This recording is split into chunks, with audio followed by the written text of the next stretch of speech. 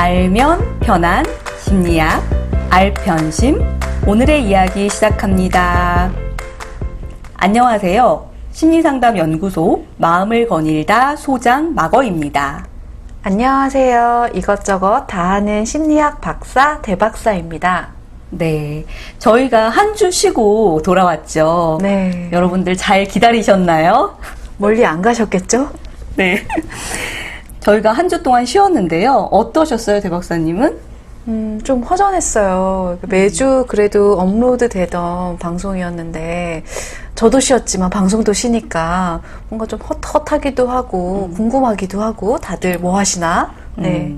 어떠셨어요, 마거님은? 저도 쉬는 거는 참 좋았어요. 저희가 저번에도 얘기했던 것처럼 이 알편심을 하면서 한 주 한 주가 너무 바빴고 마치 우리가 오디션 준비하는 것 같다. 맞아요. 이런 말들을 나눴었잖아요. 근데 그게 없으니까 약간은 여유롭지만 또 한편으로는 좀 어색한 한 주를 보냈답니다. 그리고 보고 싶었어요. 저도요. 네. 그래요. 저희가 이렇게 여러분들의 양해와 기다림 덕분에 재충전을 잘하고 돌아왔는데요. 이번 주는 저희가 안내드린 대로 알편영 영화 이야기로 돌아왔죠. 네, 알편심에서 최초로 시도하는 영화 이야기네요. 코너 속의 코너. 네. 저희가 알편 책도 했었는데 또 조만간 해야죠. 알편 책도. 네, 네. 또. 네. 혹시라도 책이나 영화 같은 거 같이 한번 이야기 나눠보고 싶다 하시는 거 있으면 댓글로도 또 써주시면은 저희가 네. 반갑게 또 그거를 다뤄볼 수 있을 것 같아요. 좋네요. 네. 저희 쉬는 동안 좀 영화 저희가 원더 미리 예고 드렸는데 찾아보신 분들도 계실 수도 있고 또 미처 보지 못하신 분들도 계실 텐데요. 오늘 이 이야기를 통해서 같이 이런 영화구나 좀 느끼시고 또 보기도 하고 그러면 좋을 것 같아요. 네. 오늘은 스티븐 크보스키 감독의 영화인 원더를 통해서 알면 편한 심리학 이야기를 해보려고 해요. 그래서 우선은 이 영화에 대한 이야기를 좀 나눠볼까요? 우선은 이 영화의 원작 소설이 있죠. 그래서 소설도 굉장히 이제 많이 팔린 소설이었고요. 이 영화가 2017년 말에 개봉이 됐는데 미국에서는 굉장히 흥행을 한 영화였어요. 그래서 저예산으로 만들었는데 네. 꽤나 흥행을 해서 수익이 꽤 있었던. 네네, 맞아요. 그래서 한국에서도 해외에서 워낙 호평을 받은 영화라 한국에서도 기대를 갖고 짠 개봉했는데 좀 성적이 저조했죠. 사실 저도 이 영화를 개봉했을 때 본 게 아니라 그 이후에 저도요. 입소문으로 듣고 네. 되게 좋다 해가지고 따로 봤었거든요. 네, 개봉한지도 몰랐는데. 그러니까요. 네. 근데 이제 이 영화가 그래도 국내에서 좀 기대를 했던 것 중에 하나는 한국인이 사랑하는 배우인 줄리아 로버츠. 가 이제 나오니까 사람들이 많이 볼 거라고 생각했는데 의외로 우리나라에서는 흥행하지 않아서 아마 저희 알편심 청취자분들 중에서도 이런 영화가 있었어? 최근에 개봉한 영화인데도 불구하고 비교적 그러실 수 있을 것 같아요. 네. 근데 영화가 참 뭐랄까 이게 잔잔하면서도 굉장히 흥미롭고 네. 또 감동을 주는 네. 그런 영화죠. 몇 번 보셨어요? 저는 2번 봤어요. 저는 한 3번, 4번 봤거든요. 저희 애가 또 이걸 되게 좋아해가지고. 애들도 좋아할 만한 영화죠. 네. 근데 볼 때마다 되게 감동이 있는 그런 영화였어요. 그래서 줄거리가 따뜻하고 좋잖아요? 그러니까 우선은 이 주인공이 억인데 이 억이라는 애는 안면기형을 안고 태어난 아이예요. 네. 그래서 이제 가족이 있는데 그래도 가족은 너무너무 따뜻해요.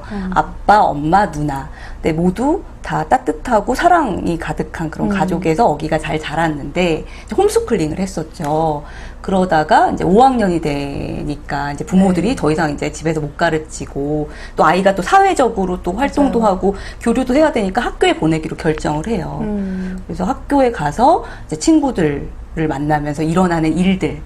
예상되는. 그죠. 예상되지만 또 반전이 있는 그런 스토리들로 진행이 됩니다. 네. 그래서 어떻게 보면 좀 평범하지 않은 외모를 가진, 그래서 그 외모 때문에 뭔가 고생할 것으로 예상이 되는 그런 주인공을 딱 내세웠기 때문에 그 아이 이야기로 가득 채워지는가 생각하실 수 있지만 굉장히 다양한 스토리들을 이 안에서 발견하실 수가 있죠. 네. 우선은 이 영화의 미덕이라고 하면은 누구에게나 자기 입안에 스토리가 있다라는 거를 이 영화의 전개에서 보여주고 있어요. 네.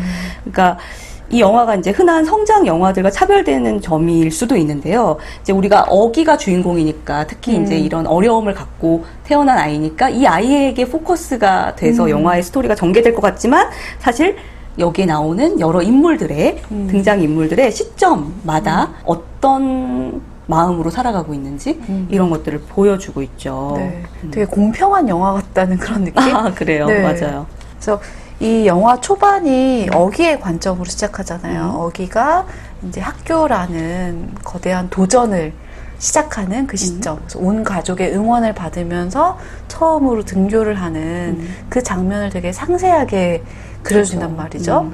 그래서 뭔가 이렇게 전개가 되겠구나라고 예상을 하고 있는데 또 그렇지가 않아요. 네. 그 뒤에 이제 뭐 그 주인공의 누나인 비아의 시점, 그 다음에 친구인 잭 윌의 시점, 그 다음 뭐 미란다의 시점으로 이야기가 전개가 되죠. 네.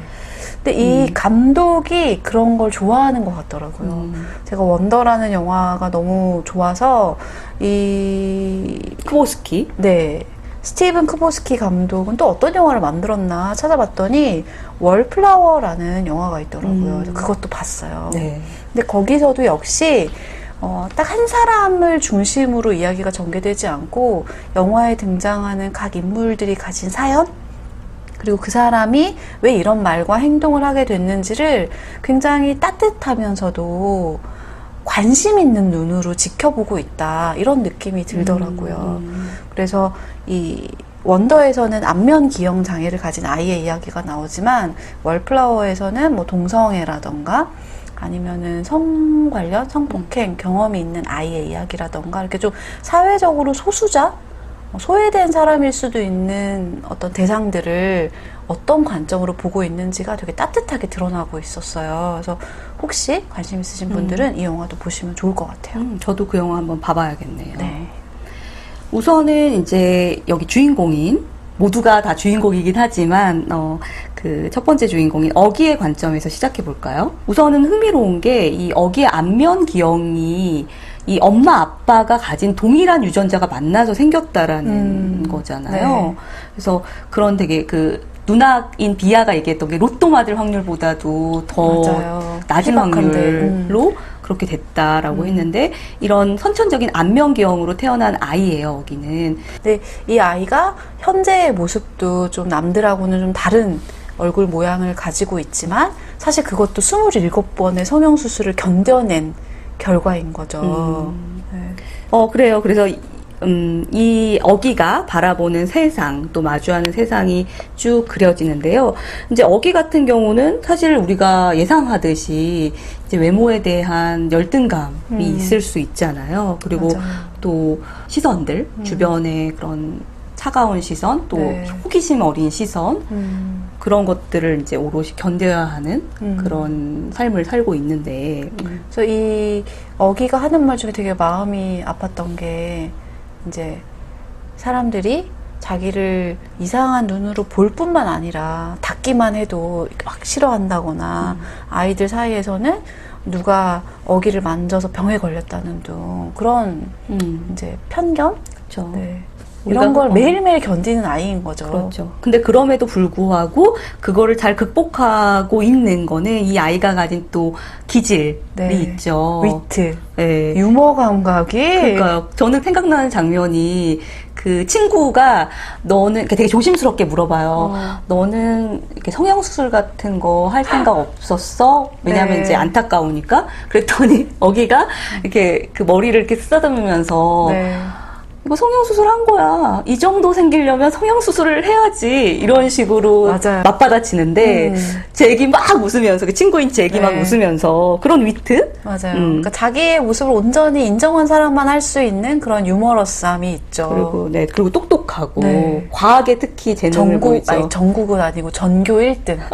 전교 1등이라고 나왔나요? 전교에서 제일 과학을 아. 잘하는 아이로 나오죠. 네, 그래요. 네. 그리고 이제 상상력도 풍부하고. 근데 저는 이런 것들이 이 아이가 가진 기질도 있겠지만 사실은 가족의 따뜻한 사랑의 힘이라고도 느껴졌어요. 맞아요. 그리고 아빠를 똑 닮았죠. 네, 맞아요. 아빠도 굉장히 위트 있는 말들을 하는 분인데, 그러니까 약간 그 가족이 이 어기를 그냥 외모만 특별한 아이라고 특별 대우를 하는 게 아니라 그냥 여느 아이처럼 대하면서 키웠고, 그래서 이 아이도 그러니까 초반에 제일 첫 장면에 어기가 우주인 헬멧을 쓴 채로 침대에서 막 점프하는 맞아요. 장면이 나오거든요. 근데 거기서 이제 나는 뭘 좋아하고 뭘 하고 이런 걸 할 때 이 아이에게 안면 기형이라는 장애가 있을 거라고 상상할 수 없죠. 그러니까 되게 평범함이 있는 아이라는 거예요. 그쵸. 그러니까 평범함 속에 비범함이 있고 또 비범함 속에 또 평범함이 있는 맞아요. 그런 아이죠. 그래요. 지금 이제 헬멧 얘기를 했는데요. 그 헬멧, 우주복 이런 것들이 또 어기한테는 큰 어떤 기쁨이자 또 세상과 만나는 세상으로 가는 도전일 네. 수도 있고요. 네. 그러니까 이 우주인들이 쓸 만한 그런 헬멧을 이 아이가 아주 자주 쓰고 다니는데 그러니까 시선을 피하기 위한 어떤 수단이기도 하지만 또 그게 있어야 집 밖으로 나갈 수도 있는 거죠. 그렇죠. 그러니까 이게 참 이중적인 의미를 지니고 있는 것 같아요. 그러니까 헬멧 속에 숨어서 자기를 감추는 그런 역할도 하지만 또 밖으로 나갈 수 있는 자기에게 용기를 주는 거이기도 하고, 저는 그 헬멧을 보면서 단지 이런 선천적인 기형을 가진, 안면 기형을 가진 사람뿐만 아니라 우리 모두에게도 해당하는 것 같다. 그렇죠. 페르소나. 그렇죠. 지난번에 저희가 한번 언급드렸는데 우리는 사실 실제 물리적인 것뿐만 아니라 심리적으로도 자기 있는 모습을 그대로 당당하게 보여주는 사람이 참 드물잖아요. 그럼요. 그래서 모두 다 자기의 역할에 맞는 또 그 가면을 쓰기도 하고, 그러니까 자기가 보여주고 싶은 모습으로 꾸며진 어떤 모습들, 그리고 막 꾸미려는 의도를 가진 건 아니지만 자기도 모르게 형성되어 있는 어떤 보여주는 나의 모습이 있는 거죠. 그렇죠. 그래서 이게 어기만의 일은 아닐 거다. 그럼요. 우리 모두에게 해당되는 걸 거다라고도 저희가 또 같이 한번 생각을 해봤죠. 네, 맞아요. 그래서 이 아이가 제일 좋아하는 날이, 보통 아이들은 크리스마스를 좋아하는데 이 아이는 할로윈을 좋아하잖아요. 모두가 가면을 쓰고 누가 누구인지 모르게 되는 그 날이 이 아이한테는 온전히 자유로울 수 있는 날인 거죠. 그렇죠. 근데 그 할로윈이 이 아이한테는 또 청천벽력 같은 날이 되지요. 맞아요. 이따 다른 인물, 친구 얘기를 하면서 또 얘기를 드릴게요. 네. 그 다음에 두 번째로 어기의 누나인 올리비아. 이제 비아라고 부르는데, 비아의 시점이 이제 나오죠. 참 마음이 많이 가는. 네, 저도 그랬어요. 그러니까 흥미로웠던 거는 이 어기가 그 처음으로 학교 가는 그 장면에 다시 비아의 시점으로 시작하죠. 이야기가 시작되죠. 네. 그래서 이 비아 같은 경우는 또 이것도 또 우리가 추측할 수 있어요. 이제 뭐 아픈 동생을 두고 있는 누나의 마음 또는 이 아이의 삶은 또 어땠을까. 네.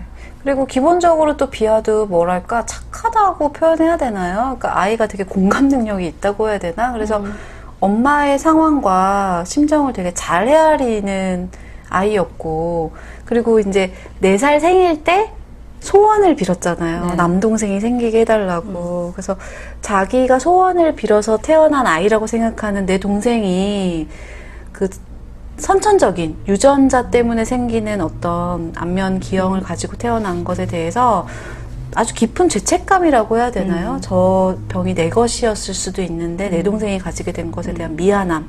그렇죠. 네. 그런 것도 있고 또 자기가 원해서 태어난 동생이기 때문에 또 자기가 받는 어떤 상처, 소외감 이런 것들에 대해서 또 입 밖으로 내기도 되게 힘들었을 맞아요. 거예요. 그리고 전형적으로 이제 한 가족 안에서 누군가 뚜렷한 문제나 어려움을 겪고 있을 때 다른 어떤 누군가는 문제를 더 이상은 일으킬 수 없다는, 나라도 잘해야 된다라는 그렇죠. 막연한 그런 부담감, 책임감을 갖게 되는데 비아가 그걸 온전히 느끼고 있는 거죠. 그렇죠. 그러다 보니까 이제 우리가 흔히 애어른이라 그러잖아요. 일찍 철들고 이런 아이가 이제 바로 비아가 되는 거죠. 네. 그래서 되게 마음이 아팠어요. 왜냐하면 비아도 학교를 다니고 학교를 다니다 보면 얼마나 자기네들 나름대로는 힘들어요. 그러니까요. 그런데 나의 힘든 것을 힘들다고 말하기에는 내 동생이 겪는 그 차별적인 시선과 너무나도 마음이 저릿저릿할 만큼 아픈 그런 사연들 때문에 내 고통을 고통이라고 말하면 되게 사치처럼 느껴지는. 그렇죠. 그러니까 이 비아도 초반에 이제 가지고 있었던 어려움이 친구, 되게 베스트 프렌드였던 그 친구가 갑자기 여름 캠프를 갔다 오더니 쌩까죠. 쌩까고 뭐 전화도 안 받고 사실 그거를 부모한테 말할 수도 있을 법한데 말하지 못해요. 그렇죠. 온 집안의 관심이 동생에게 있기도 하고. 그렇기도 하고 또 저는 그 장면도 좀 기억에 남아요. 그러니까 학교 첫날 갔다 와가지고 너 오늘 하루 어땠어? 이렇게 물어보는데 다 어기만 물어보고. 어기가 뭐가 이제 학교 갔다 와서 그날 첫째 날 힘들었거든요. 그 얘기를 하고서 막 땡 하고 일어나니까 엄마 따라가고 아빠 따라가고. 그렇죠. 그러고 나서 비아 혼자 남겨졌는데 그 옆에 강아지한테 아무도 내 날은 어땠는지 물어보지 않아 이러는데 되게 쓸쓸하더라고요. 맞아요. 근데 거기서 막 부모님한테 왜 나한테는 안 물어봐? 왜 나는 관심도 없어? 나는 자식 아니야? 이렇게 하지 못한다는 게 되게 안타깝고 그러지 않기로 결정한 그 아이의 마음? 그게 뭔가 늘 공감이- 참기만 하고. 맞아요. 그래서 많은 분들이 아마 자기 모습하고 좀 겹친다고 그쵸. 느낄 것 같아요. 꼭 이런 특수한 상황이 아니더라도 형제자매 간에, 그러니까 뭐랄까, 뭐 아픈 손가락이 없다고는 하는데 아픈 손가락이 있던데요? 있죠. 네. 그러다 보면은 좀 덜 아픈 손가락이 좀 참거나 알아서 잘하거나 내가 뭔가 그래도 뭐랄까 부모한테 짐이 되지 않고 뭔가 자랑거리가 돼야 되고 뭐 이런 생각들을 하면서 맞아요. 좀 내가 희생했다 이런 걸 느끼기도 하고 그렇죠. 이런 경우들이 있더라고요. 근데 사실 그 누구도 시키지 않았거든요. 그러니까 비아의 부모님도 네 동생이 이러니까 네가 이래야 되라고 단 한 번도 얘한테 말하지 않았지만 자기가 알아서 온몸으로 그 분위기를 느끼고 감당해내는 거예요. 또 어떤 비언어적인 걸로도 갔을 수도 그쵸. 있어요. 말은 맞아요. 하지 않았지만. 네. 근데 저는 이제 이 아이에 대해서 생각하면서 비아에 대해서 생각하면서 누구나 자기가 좀 더 희생한다? 혹은 내가 알아서 잘하려고 노력했다라고 느낄 수 있는데 예를 들면 저는 오빠가 있는데 저는 제가 그랬다고 생각하거든요. 근데 아마 저희 오빠는 또 자기가 그랬다고 생각할 것 같은 거예요. 그래서 아마도 각자 표현을 안 해서 그렇지 나름 가족 안에서 참고 희생하고 그런 부분들은 좀 크게 생각하고 있지 않을까? 그런 생각도 좀 해봤어요. 그렇죠. 그런데 이제 저는 이 비아의 시점에서 또 한 가지 성장 중요하죠. 봤는데요. 그러니까 이거는 모두의 성장 이야기긴 해요. 근데 이제 비아 같은 경우에 처음에는 굉장히 소극적인 아이였어요. 그래서 학교에서도 그 연극반에 이제 옆에서 그 남자친구가 되는 그 친구가 너 연극 이거 등록했을 때 난 이런 거 못해라고 하고 또 뭐 주인공 오디션 볼 때도 내가 무슨 주인공을 해라고 하면서 좀 소극적인 모습을 보였는데 사실 집안에서 그 태양은 어기였고 동생인 어기였고 자기는 늘 주변부에 있었고 그렇지만 이 친구가 이 비아가 학교에서 이제 남자친구를 만나고 또 새로운 장면들에 부딪히면서 이제 뭐랄까 자기가 스스로 세상을 만들어 나가면서 심리적으로 독립해 나가는 모습. 맞아요. 그래서 자기가 그 세계에선 좀 중심이 되어가는 그 모습. 거기서 한 인간이 이렇게 또 성장할 수도 있구나라는 걸 봤거든요. 네, 맞아요. 그러니까 이 비아는 저희가 이제 초반에 누구나 자기만의 스토리가 있고 어쩌면 열등감 이런 게 있을 수도 있다고 했는데 비아는 어기의 입장에서 보면 평범하고 심지어 예쁜 외모를 가진 그래서 예쁘죠. 친구들한테 놀림받을 일이 없는 절친도 있는 그런 행복한 사람처럼 보였을 수 있지만 비아의 마음속 깊은 곳에서는 온전히 부모님의 사랑을 차지하지 못한 늘 동생만을 중심으로 돌아가는 행성 같은 부모를 멀리서만 바라보면서 저 따뜻한 관심이 나에게는 언제 오나 기다리기만 하는 그런 허함 열등감. 그렇죠. 일종의 열등감일 수도 그런 있죠. 게 있었을 수 있는데 그거를 엄마 나만 바라봐줘, 나도 좀 봐줘 이렇게 풀지 않고 결국엔 자기가 중심이 되는 어떤 또 다른 세상을 만드는 걸로 풀어나간다는 점이 되게 감동적이고 네. 좋았던 것 같아요. 그리고 또 이제 사실 어렸을 때는 가족이 다지만 점점 네. 크면서 뭐 남자친구도 생기고 그래서 연애를 해야 된다니까요. 어릴 아주 때도. 중요하죠. 근데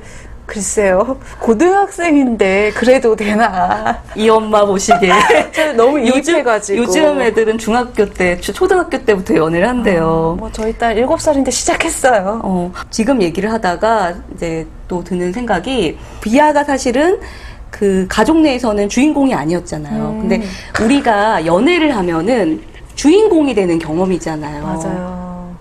그래서 맞아요. 주인공이 될 수 있었던 것 같아요. 그러니까 비아가 또 이 시점에 좀 우울하게 비춰졌던 이유가 자기를 그래도 최우선으로 여겨주던 할머니가 돌아가셨잖아요. 그러니까 온전한 내 편이 없다는 그 상실감이 있었는데 남자친구가 너도 주인공 역할에 도전해보지 그래? 네. 이러면서 그 주인공이 되게 의미 있는 상징인 것 같아요. 그쵸. 연극에서도 주인공이지만 얘 삶에서도 주인공이 자기가 될 수 있다라는 경험 맞아요. 이런 것들을 제공했던 그런 일들이 아닌가 이런 생각이 듭니다. 그러니까 비아에 대해서는 되게 하고 싶은 얘기가 그러게 많아요. 우리가 왜 이렇게 비하에 이입을 하죠? 예뻐서? 그 다음에 이제 또 그 어기의 친구인 잭 윌. 너무 귀여워. 정말 반했어요. 약간 뭐랄까 이렇게 어디선가 많이 본 듯한 네. 미국인 느낌이잖아요. 전형적인 귀여운 아이. 귀여운 네. 아이. 옛날에 그 나홀로 집에 맥컬리 컬킨 그 느낌도 느낌이에요. 나고요. 맞아요. 그렇죠. 네. 이 잭 같은 경우는 굉장히 외모도 귀엽고 친구도 많고 이런 아이인데 또 얘도 열등감이 있죠. 나름의 열등감이 있죠. 좀 안쓰러웠어요. 맞아요. 그러니까 이 잭이 좀 집이 좀 이제 가난한데 이제 이 학교에서 장학금을 받고 있기 때문에 학교에서 말썽을 부리면 안 되고 되게 착한 아이여야 하는 거예요. 맞아요. 엄마도 이 아이가 장학금을 받는 것에 대해서 되게 중요하게 생각하고 있고. 그래서 계속 단속을 하죠. 착하게 맞아요. 굴어야 한다. 장학금이 끊기지 않으려면. 그러니까 그러다 보니까 좀 자기답지 못하게 있는 그대로 하고 싶은 대로 하지 못하는 어떤 한계를 맞아요. 느끼게 되는 거죠. 네. 그리고 그냥 딱 그 또래 아이 같은 느낌도 있어요. 그래서 어기를 되게 좋아하게 되잖아요. 어기의 본 모습을 알면서 되게 친해지고 싶어하고 되게 재밌는데 또 한편으로는 그 줄리안이라는 그 부잣집 도련님 같은 그런 그렇죠. 친구가 허세 있어요. 가득한. 네, 그래서 그 반의 인싸? 그래서 완전 주류인 그 집단을 또 한편으로는 계속 신경 쓰는 거죠. 그렇죠. 그래서 그 애들을 진짜 좋아하는 것도 아니지만 또 그 애들에게서 내쳐지지는 않기 위해서 맞춰주고 또 맞춰주다 보니 큰 실수를 하게 되죠. 그렇죠. 바로 아까 말한 할로윈. 할로윈에서 할로윈의 공포. 네. 그러니까 그 이제 그 어기랑 잭이 친구가 되잖아요. 그래서 친하게 지내고 막 집에도 놀러 가고 이렇게 친하게 되는데 이제 할로윈 때는 아까 말했던 것처럼 복장을 가면을 쓰고 누가 누군지 모르잖아요. 그래서 이제 어기가 있다는 걸 모르고 친구들끼리 이렇게 줄리안 등등의 친구들과 막 얘기를 하면서 줄리안이라는 그 허세 가득한 애가 너 왜 걔 어기랑 노냐? 막 그렇게 이러니까. 생긴 애랑 어떻게 놀아? 그러니까 이제 얘는 이제 그 집단 압력, 그 동조의 그 허세. 압력, 그거에 못 이겨서 거기서 뭐 그냥 교장 선생님이 친하게 지내라고 해서 그러는 것 뿐이야. 잘해줬을 뿐인데 걔가 들러붙는다는 식으로 말하죠. 그리고 또 되게 가슴 아픈 얘기. 맞아요. 내가 그 얼굴이면 자살했을 거야.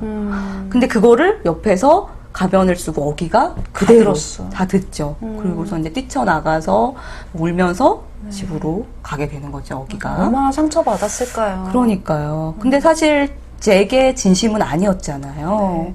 그러니까 그런 것 같아요. 우리가 매 순간 어떤 나쁜 의도를 갖고 막 말하거나 상처 줄 거야. 이렇게 말하진 않잖아요. 그러니까 그냥 그 잭도, 상황의 힘에 네. 못 이겨서 어떤 친구들이 막 걸 다 했을 때 놀리고 너 왜 그래 이러면서 근데 만약에 그 상황에서 야 어기가 얼마나 좋은 애인데 너네들이 몰라서 그렇지 이렇게 하는 순간 이제 자기는 이 부류에서는 또 내쳐질 것 같고 그렇죠. 그러니까 그 순간에 그냥 모면하기 위한 그런 임기응변 많죠. 그럼에도 불구하고 마지막에는 또 잭이 용기를 보여주죠. 멋있어요. 어기의 외모를 놀리는 줄리안하고 결국 한판 붙어요. 제대로 붙죠. 그렇죠. 몸싸움을 네. 엄청 하고 네. 그래서 이틀 근신을 네, 맞아요. 받죠. 네. 그러니까 어기를 괴물이라고 놀리니까 그때 참지 못하고 팍 주먹이 날아가죠. 그렇죠. 용기 있는 행동이었어요. 네. 근데 이 줄리안이라는 친구도 저희가 계속 이렇게 얘기하다 보면 되게 나쁜 애 같은데 또 한편 짠한 면이 있어요. 맞아요. 누구에게나 스토리가 있는 거잖아요. 그렇죠. 그래서 이 친구 줄리아는 허세 가득한 그리고 굉장히 이제 집의 그 부와 부모님의 그런 사회적 지위를 등에 업고 되게 의기양양한 그런 네. 아이인데, 그러니까 뭐랄까 이제 줄리안이 굉장히 어기를 굉장히 많이 질투하고 못 살게 굴죠. 그렇게까지 왜 괴롭히나 싶을 정도로. 근데 이제 가만히 생각해 보면 자기보다 되게 부족해 보이는 그 어기가 처음에 이제 외모 때문에 좀 주목받고 그리고 점점점 본 모습을 매력을 좀 뿜뿜하니까 애들이 이제 좋아하게 되고 네. 그러다 보니까 저 아이한테 관심이 다가고 자기가 받아야 할 관심이 글로 다가고 그리고 또 한편으로는 또 자기보다 좀 괜찮은 면도 발견하게 됐을 것 같아요. 그럼요. 특히 과학 시간에 제기랑 어기가 만든 거는 1등을 하고 자기네들 거는 오작동을 하기도 하고 그래서 그럴 때 완전 이제 폭발하는 거죠. 어떻게 쟤가 나보다 더 나을 수 있나. 그러니까 사실은 빈 껍데기와 다름없었던 줄리아의 모습을 좀 보여주는 것 같았어요. 그렇죠. 그러니까 저희가 이 누구나 자기만의 또 열등감이 있고 그걸 나름 이제 극복해 간다라고 했는데 줄리안 같은 경우는 이제 자기의 그런 빈 껍데기, 이 알맹이가 없는 자기의 모습이 어떻게 보면 열등감이잖아요. 그게 드러날까봐 오히려 더 허세를 부리고 맞아요. 이런 이제 걸로 극복을 하려고 하는데 그게 실패를 하게 되는 거죠. 결국에는 학교를 떠나는. 네.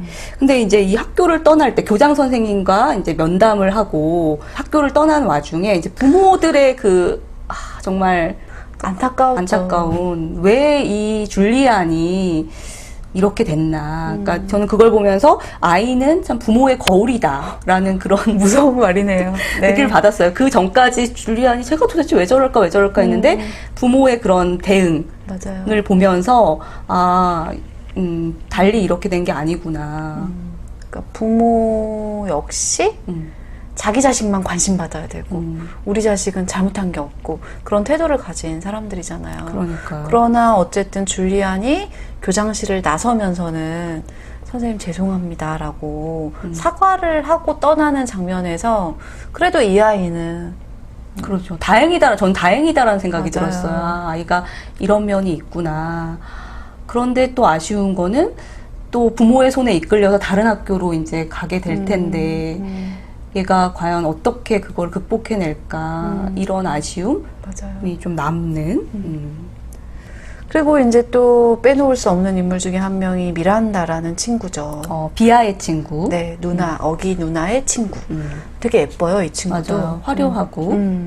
근데 이 친구가 가진 열등감은 온전한 사랑을 갖지 못한 것에 대한 열등감이라고 할 수 있을까요? 그러니까 부모가 이혼을 하고 이제 아빠는 세장가를 가시고 직장 상사와 그리고 엄마가 이제 그 아픔을 잊기 위해서 계속 술로 연명을 하죠. 그러면서 이 미란다를 잘 돌보지 못하고 그러다 보니까 이 온전한 가족인 따뜻한 가족인 올리비아의 가족을 부러워합니다. 네.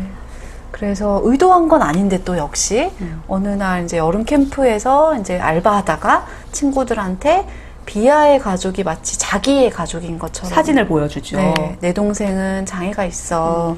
우리 집은 대저택이야. 뭐 이런 식으로 이제 말하니까 사람들이 어쩌다가 그런 일이 생겼어. 너 대단하다. 막 이렇게 관심을 주기 시작하는 거죠. 그러다 보니까 거짓말에 꼬리를 물어서 거짓말을 하게 되고, 그러니까 결국에는 이 미란다가 캠프에서 돌아와서 그 비아를 멀리하게 된 이유가 그 거짓말을 한 거에 대한 죄책감, 들통날까봐 걱정되는 마음 이런 것 때문에 멀리하게 되는 거죠. 네.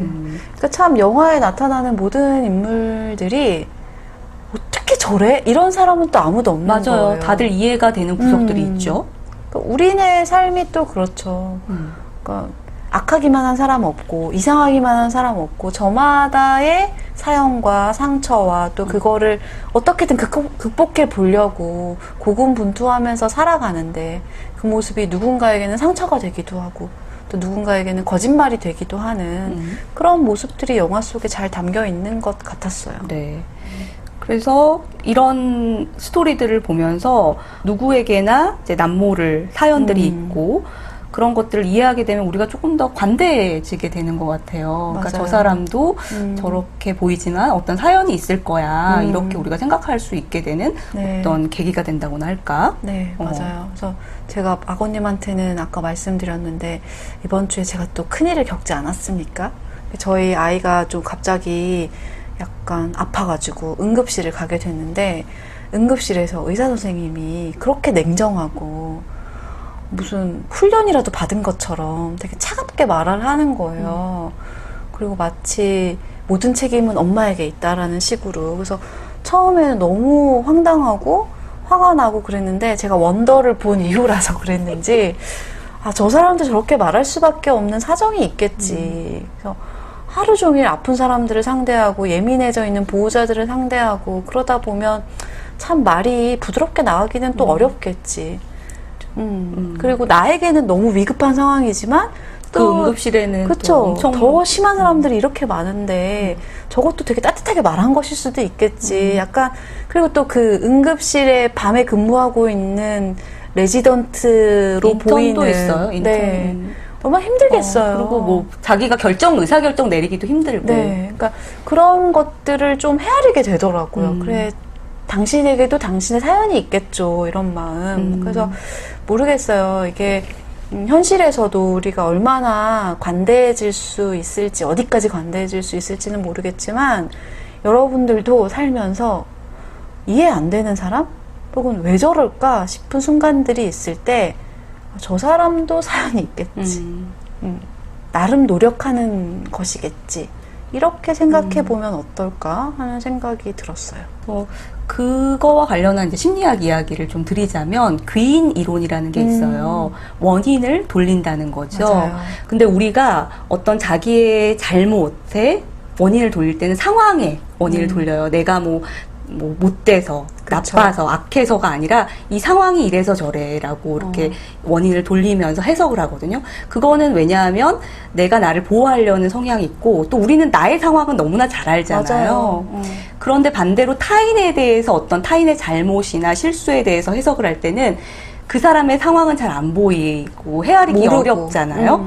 그러다 보니까 저 사람이 악해서 저래. 저 사람은 성격이 이상해. 이런 식으로 해석하는 게 더 쉬우니까 맞아요. 그런 식으로 원인을 돌린다는 거예요. 그런데 우리가 이런 귀인 이론을 알게 되면 우리가 이런 본성, 성향이 있다라는 걸 또 이해하게 되고 그러다 보면 자동적으로 나의 잘못은 내 상황으로 남의 잘못은 그 사람의 안 좋은 성격으로 해석하기보다는 다른 상황도 혹시 있지 않나? 상황을 파악하게 되는 그런 좀 방법으로 바꿔나갈 수도 있겠죠. 네, 맞아요. 그래서 왜 지각했을 때 저는 대표적이라고 생각하는데 내가 지각하면 차가 밀려서 지각했다고 하지 내가 게을러서 지각했다고 하지 않잖아요. 근데 다른 사람이 지각하면 상황은 아무것도 모르니까 어떤 응급한 상황이 있었는지도 모르니까 그냥 쟤는 늘 저렇게 게으른가 봐 이렇게 쉽게 판단한단 말이죠. 그래서 이 영화가 주는 메시지가 우리는 모르는 남의 사정들이 있다라는 것이기도 한 것 같아요. 맞아요.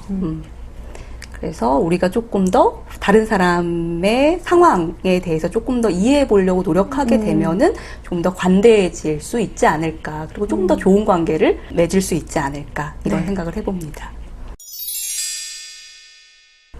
그리고 이제 저희가 누구나 이제 아까 페르소나 얘기도 했고 열등감 이야기도 했잖아요. 그래서 떠오르는 학자가 또 있죠. 그렇죠. 열등감하면 아들러. 네, 한때 아들러 열풍이 일었었죠. 네. 그러니까 아들러가 말한 것의 어떤 핵심적인 부분 중에 하나가 사람은 누구나 열등감이라는 걸 가지고 있다. 그리고 이 열등감을 극복해온 방식이 어떻게 보면 그 사람의 성격이 되기도 한다라는 얘기를 했어요. 그러면서 이제 출생 순위, 첫째냐 둘째냐 이런 것 되게 중요한 영향을 미칠 수 있다 이런 얘기를 했잖아요. 그렇죠. 그래서 이 열등감이라는 거는 뭐 신체적인 열등감일 수도 있고 어기처럼 맞아요. 그리고 또 어떤 능력에 대한 열등감 그리고 또 이제 그 가난하냐 이 잭처럼 그 가난에 대한 열등감이 네. 있을 수도 있고 되게 다양해요. 사람마다 되게 천차만별이에요. 저런 거에 왜 열등감을 가져 싶은 것도 가질 수도 있다는 거죠. 네. 그런데 이 열등감을 굉장히 버려야 할 것, 지양해야 할 것으로 보면 이 사람은 성장하지 못하는데 그 열등감을 근원으로 해서 네. 그걸 극복하는 과정에서 이제 우리가 성장을 할 수 있다라는 거죠. 그래서 아들러 같은 경우도 자기의 사례를 들어서 얘기를 해요. 자기는 굉장히 왜소하고 그 신체에 대한 열등감이 있었대요. 아들러가. 그런데 그것을 이제 극복하기 위해서 열심히 공부를 하고 그래서 의사가 돼야겠다라는 그런 생각으로 그걸 극복해 온 게 이 사람의 이제 성격이 됐고 또 성장 스토리가 됐던 거죠. 네. 그 아들러에 따르면 우리는 누구에게나 우월해지고자 하는 욕구가 있기 때문에 열등감을 극복해서 우월로 가기 위한 노력을 저마다 하게 된다는 거예요. 근데 이제 어떤 사람들은 아들러처럼 그렇게 건강한 방식으로 열등감을 극복하지만 어떤 사람들은 나보다 더 가진 사람들을 미워하면서 그 사람을 깎아내리면서 자기의 열등감을 해소하려는 사람들도 있고.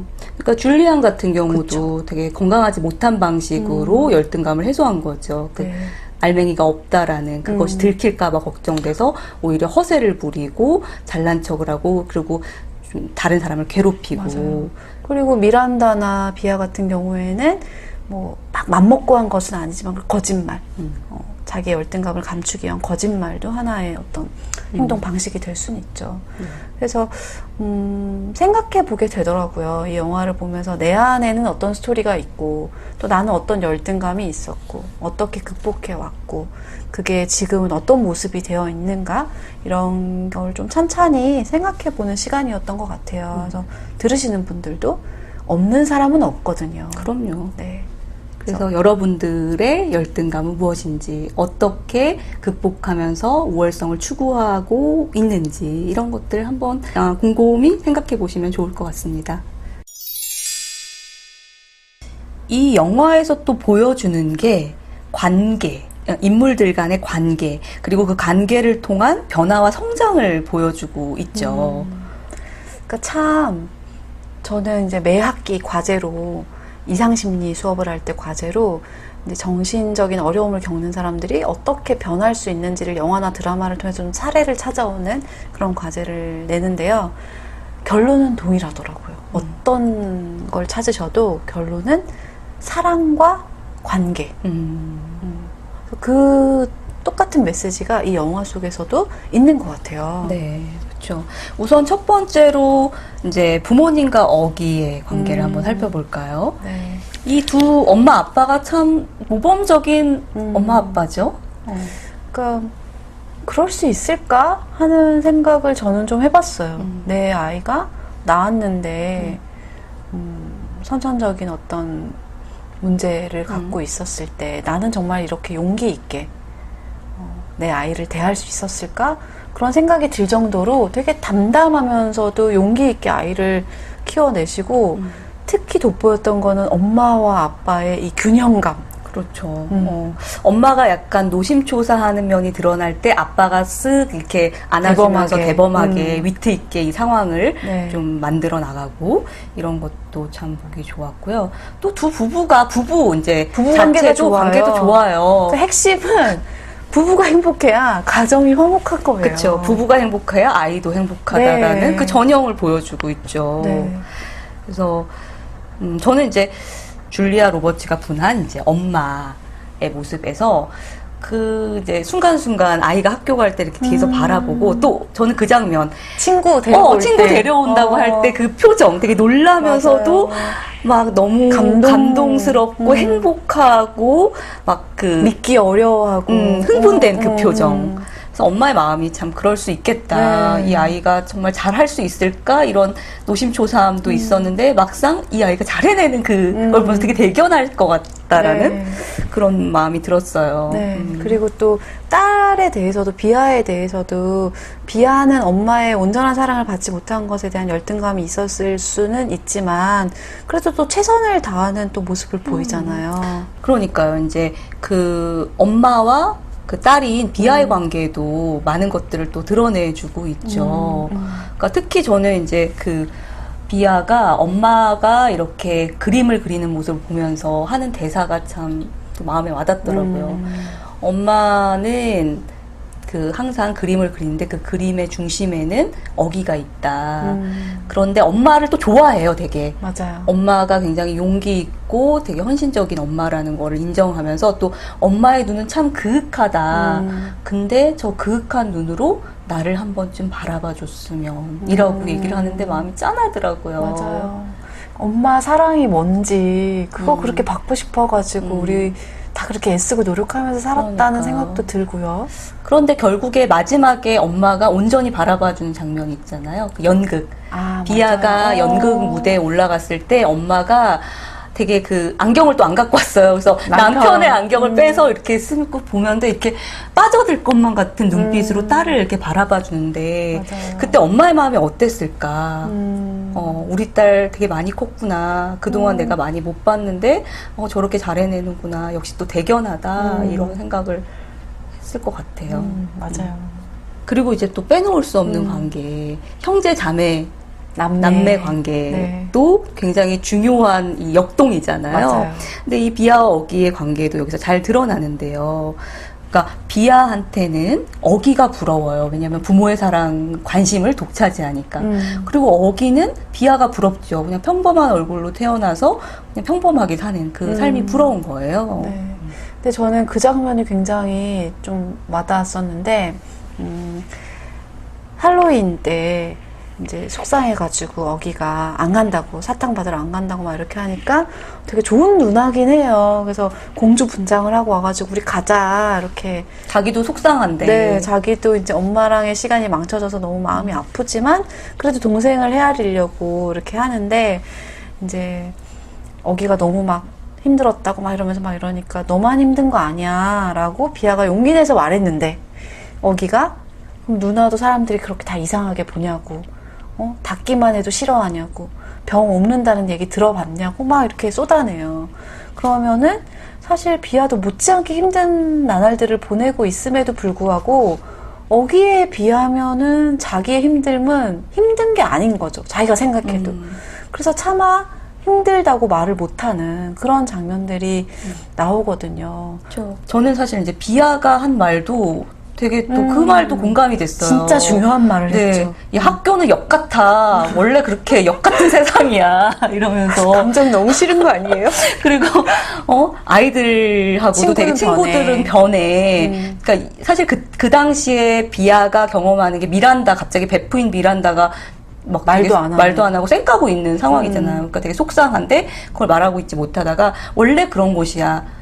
너만 힘든 거 아니야. 다들 우리는 다 힘들어. 이렇게 맞아요. 얘기를 하는데 그 말도 참 와닿더라고요. 그러니까 아까 귀인하고도 관련되는 게 어기는 자기가 경험하는 힘든 것들을 다 자기의 외모 때문이라고 귀인하는 거잖아요. 원인을 돌리는 건데 사실은 만약에 어기가 튀는 외모를 갖지 않았다 하더라도 친구 간의 갈등, 따돌림 이런 걸 경험할 수도 있는 거잖아요. 그쵸. 그래서 비아가 딱 그렇게 말하죠. 평범한 아이가 되려면 두 가지를 기억해라. 학교는 역 같고 사람은 변한다. 누구나 경험할 수 있고. 진리예요, 중요한 진리를 알려줬네요, 동생한테. 네, 맞아요. 그러면서 이제 그 말도 기억이 나요. 그러니까 그런 식으로 모든 세상의 어려운 문제를 어기는 자기 자신과 연결지어서 해석하잖아요. 맞아요. 아직은 좀 어리기도 하고 그 에고센트릭한 자기 중심성을 가지고 있기 때문에 그렇게 보이지 않아요. 근데 그때 누나가 야, 온 세상이 너 중심으로만 돌아가는 건 아니야 이러면서 물론 나쁜 뜻으로 얘기한 건 아니고 좋은 의도에서 이제 얘기를 해주는데 그 부분도 참 와닿았어요. 맞아요. 그래서 이 누나가 어기를 진심으로 사랑하면서 보살피면서 또 때로는 따끔하게 가르쳐 줄 것들도 가르쳐 주고 이러는 남매 관계가 되게 예뻐 보이기도 하고. 그러니까 기본적으로 사랑이 네. 서로 근간에 있는 것 같았어요. 맞아요. 참 예쁘다. 그리고 이 누나와 어기의 관계가 있기 때문에 또 어기가 건강하게 자랄 수 있고 변해갈 수 있는 것도 사실이죠. 네. 그리고 또 저는 또 감동적이었던 게 참 멋있었던 게 이 투쉬맨 교장 선생님. 이런 교장 선생님 계시면 그 학교에- 전학을 가서라도 애를 보내고 싶을 것 같아요. 그러니까요. 그래서 저는 그 잭과 줄리언이 몸싸움을 했잖아요. 그래서 이제 잭이 반성문을 쓰고 교장 선생님한테 편지를 썼단 말이에요. 거기에 이제 답장을 또 써줘요. 그러면서 하시는 말씀이 제가 뭐 교사 생활을 이렇게 오랫동안 해봤더니 싸움에는 양쪽 다 사연이 있기 마련이더군요. 잭군. 이렇게 쓰는데 거기서도 좀 뭉클했어요. 맞아요. 왜냐면은 이제 우리가 이제 학창 시절의 경험들을 보면은, 그리고 특히 이제 전 상담하다 보면 어린 시절에 이제 학교에서 받은 상처를 가지신 분들도 꽤 많아요. 그랬을 때 이런 싸움이 일어나면은, 약간 이제 좀 어떤 선생님들 같은 경우는 이제 좀 공부를 잘한다거나 아니면 좀 집이 좀 잘 산다거나 이런 아이의 편을 드는 경우가 종종 있었나 봐요. 그러다 보면은 이 아이는 상처를 받고 세상은 불공정한 곳이고 이런 이제 상처를 안고서 이제 살아가는 경우들이 있는데 이 선생님의 그런 현명한 태도에 되게 감동을 했어요. 맞아요. 기본적으로 되게 따뜻하면서도 공정하면서도 그런 모습들이 있죠.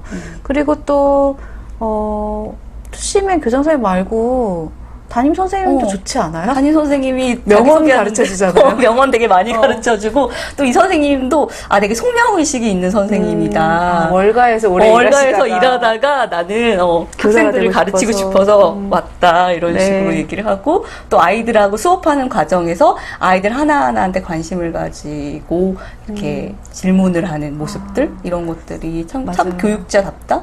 근데 이 감독이 교사의 중요성을 아는 것 같아요. 왜냐면은 제가 아까 소개했던 월플라워라는 그 영화에서도 되게 좋은 선생님이 나오거든요. 그러니까 한 학생의 문학적인 재능을 남들은 다 이상하다고 말하는 사람이지만 문학적인 재능을 알아봐주고 그 학생에게 이렇게 책을 이렇게 하나씩 건네면서 그 재능을 끌어내주는.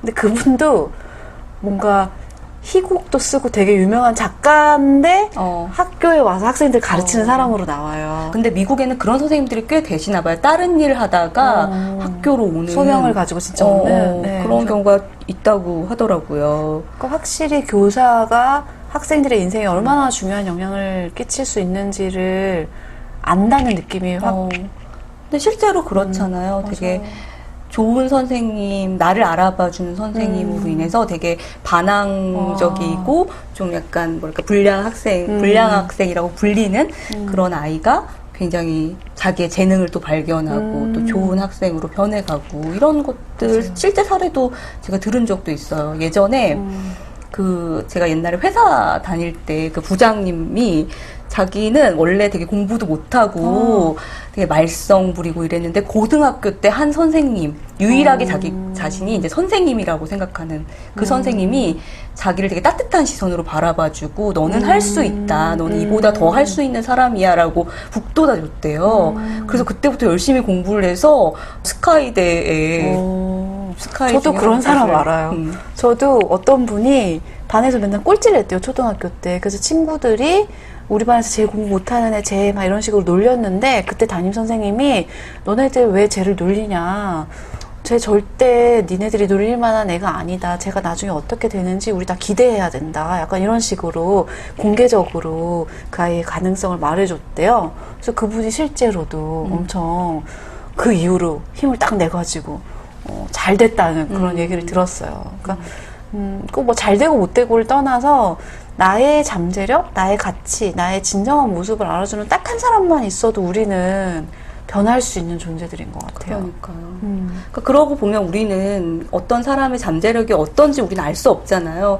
그러니까 누구에게나 따뜻하게 또 그 있는 그대로의 모습으로 봐줄 필요가 있겠다. 그러면 그 사람이 어떻게 될지. 맞아요. 그러니까 그렇게 하지 못해서 죽이는 그런 잠재력, 그다음에 그런 자원, 재능 이런 것들이 많을 것 같아요. 이 영화에서는 그런 태도를 친절이라고 표현하는 것 같아요. 그래서 그 선생님이 가르쳐주는 첫 번째 명언도 격언도 네.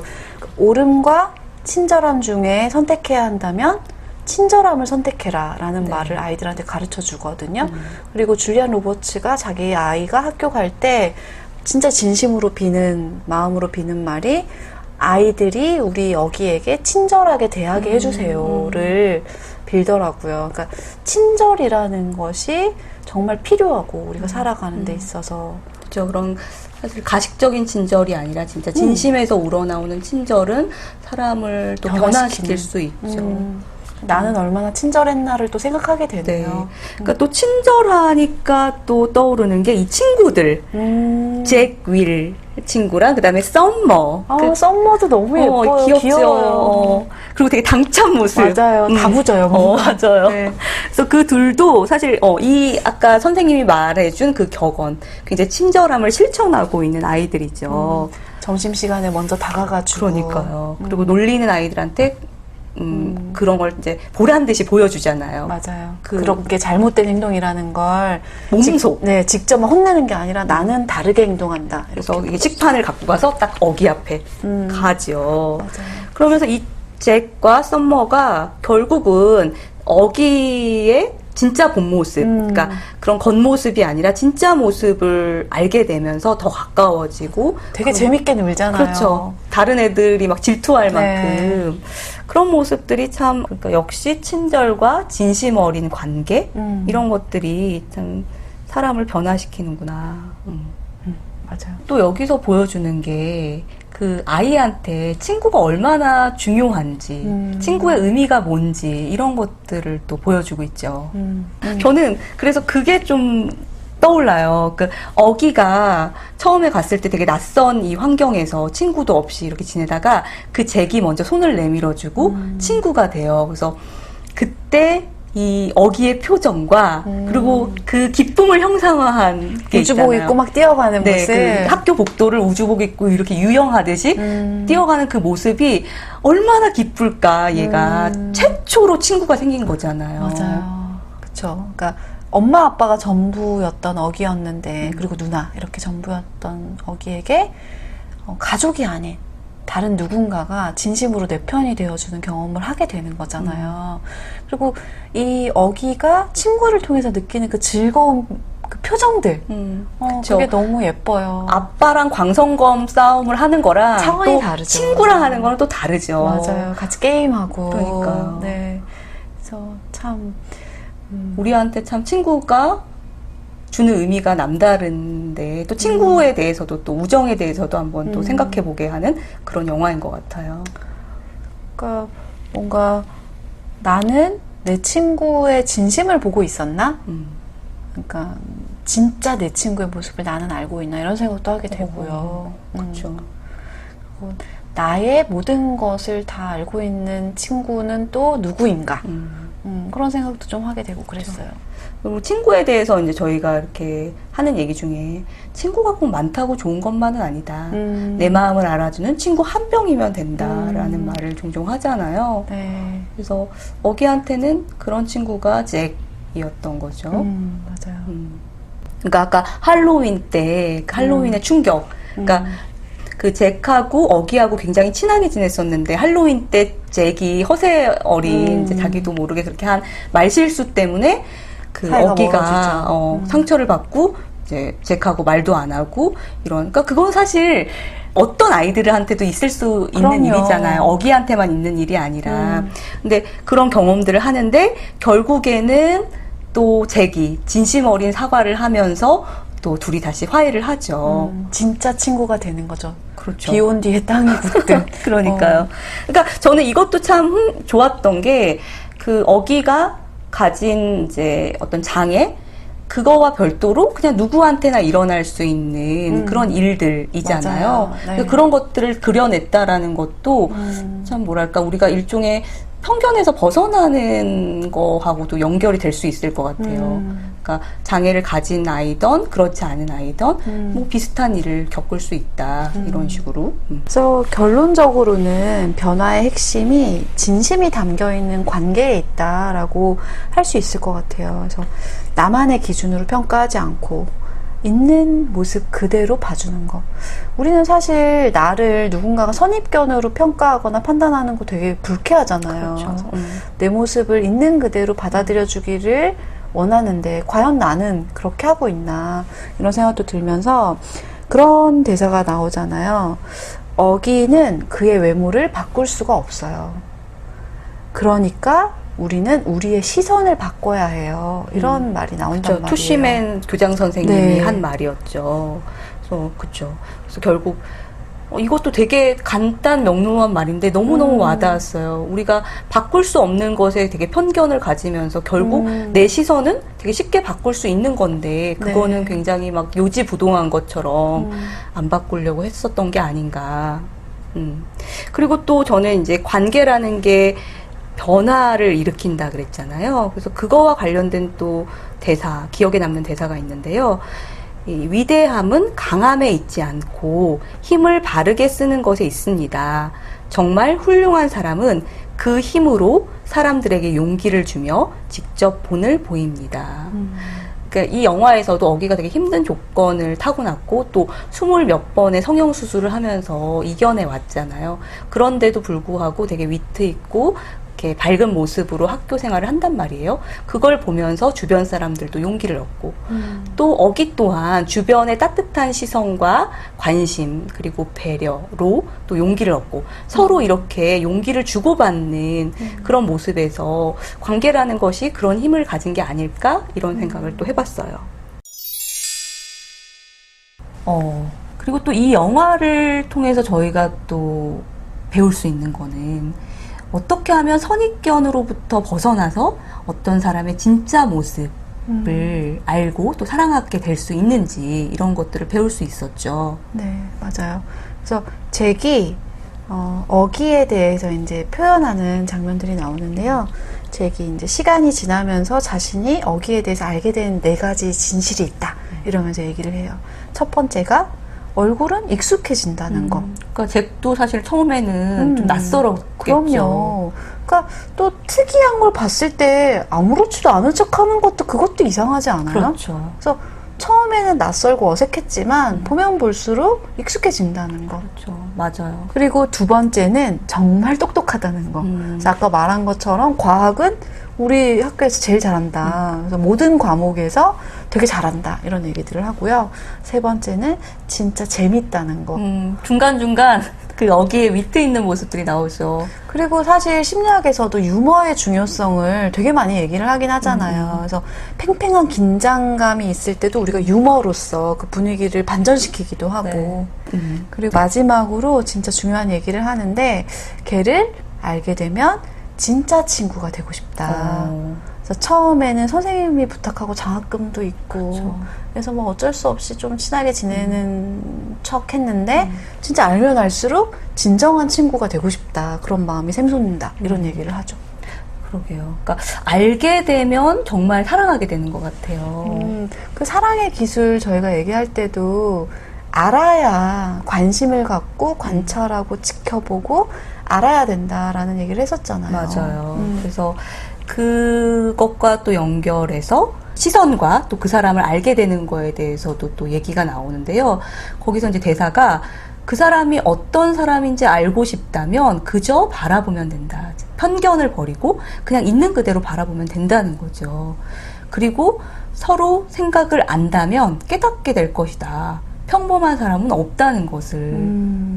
맞아요. 우리는 어떤 사람은 거기서는 어기가 평범하지 않다고 나오는데 사실 누구나 다 독특함은 있잖아요. 맞아요. 그러니까 어기는 겉으로 드러나는 어떤 평범하지 않은 점을 가졌을 뿐이고 마거님도 저도 그럼요. 들여다보면 괴상한 점도 있고 알 수 없는 점도 있죠. 맞아요. 근데 이렇게 그냥 그 사람이 어떤 사람인지 있는 그대로 바라보고 또 생각을 알게 되고 네. 그러면 그 사람의 고유한 특성을 알게 되고 우리는 또 사랑할 수밖에 없게 된다는 거죠. 그리고 또 아까 말한 것처럼 만약에 어떤 누군가에게 바꿀 수 없는 어떤 모습이 있다면 너는 왜 그러니? 그게 아니라 도대체 왜 그러니? 이게 아니라, 아, 너에게는 이런 면이 있구나라고 그 모습을 보는 내 시선을 좀 바꿀 수도 있다는 점이 저는 되게 중요한 것 같아요. 네, 맞아요. 그리고 이상하게 보이는 것들도 결국은 내 관점일 뿐이잖아요. 그렇죠. 그래서 우리가 또 이 영화를 통해서 또 생각해 볼 거는 그 시선에 대한 생각. 시선을 어떻게 우리가 처리하고 또 가질 것인가 이런 것들을 또 영화를 통해서 또 여러 가지로 생각해 보게 되는 계기가 됐네요. 그리고 저는 또 이 영화를 보면서 좀 이게 이상적인 이야기 아니냐, 현실에서 너무 동화 같은 현실에서 있을 수 있는 이야기냐 이렇게 말씀하시는 분들도 또 있을 것 같아요. 그러나 맞아요, 이상적이죠. 그러나 저는 이 영화가 가지는 매력은 이러한 이상적인 모습이 우리가 가져야 할 지향점과 태도가 아닌가 이런 거를 알려주는 영화다. 그러니까 우리에게 교과서가 되어주는 그런 영화로 바라보면 우리의 삶의 변화에, 우리의 태도의 변화에 지침을 얻을 수 있다라고 또 생각이 되어집니다. 네. 저희가 오늘 알편영을 통해서 이 원더라는 영화 이야기를 나눴는데요. 이 영화를 통해서 어떤 것들을 좀 생각해 볼 수 있을지 저희가 나눈 이야기들을 한번 정리를 해보도록 하죠. 그래서 결국은 안면 장애라는 어기가 돋보이는 영화일 수 있지만 사실 이 영화에서 우리가 생각해야 될 건 누구에게나 저마다의 이야기가 있다는 점이었죠. 그래서 저도 또 마거님도 여러분도 우리 안에는 각자의 사정과 그리고 각자의 열등감과 그것을 이기고 적응하기 위한 나름의 고군분투가 담겨 있는 것 같아요. 그래서 조금 더 내 자신과 타인에게 관대해질 필요가 있지 않나 그런 얘기들을 해봤고요. 그리고 이제 결국은 관계라는 거죠. 그래서 정말 내 본 모습을 알아주는 단 한 사람, 내 편, 친구, 가족이 있을 때 우리는 정말 어쩌면 되게 힘겨울 수도 있는 이 세상을 잘 이겨나가고 또 발휘할 수 있다. 나의 본 모습을. 그런 것들도 되게 뜻깊게 와닿았던 것 같아요. 네. 그리고 마지막으로는 그 선입견, 편견으로부터 벗어나서 어떤 누군가의 진짜 모습을 바라보는 방법 혹은 그런 따뜻한 시선에 대해서도 배울 수 있었던 것 같아요. 네. 이렇게 세 가지의 이야기를 원더를 통해서 저희가 생각해 볼 수 있었습니다. 오늘 알편영 저희가 처음으로 소개하는 코너였는데요. 어떠셨는지요? 한번 꼭 보셨으면 좋겠어요. 이 영화는 너무 소중해요. 맞아요. 그래서 사람들이 이제 평가 써놓은 거 보니까 영화 전체가 명언집이다. 이렇게 써놓은 사람이 있을 정도로 대사 하나하나, 말 한마디 한마디가 보면 볼수록. 네, 맞아요. 그래서 정말 많은 생각을 하게 됐고, 또 그렇다고 막 교훈만 있는 영화는 아니에요. 너무 웃겨요. 재밌어요. 웃기고 재밌고. 그래서 여러분들도 기회가 되시면 한번 보셨으면 하는 바람입니다. 그 원더에서 이런 대사가 있었어요. 힘겨운 싸움을 하는 모든 이들에게 친절하라.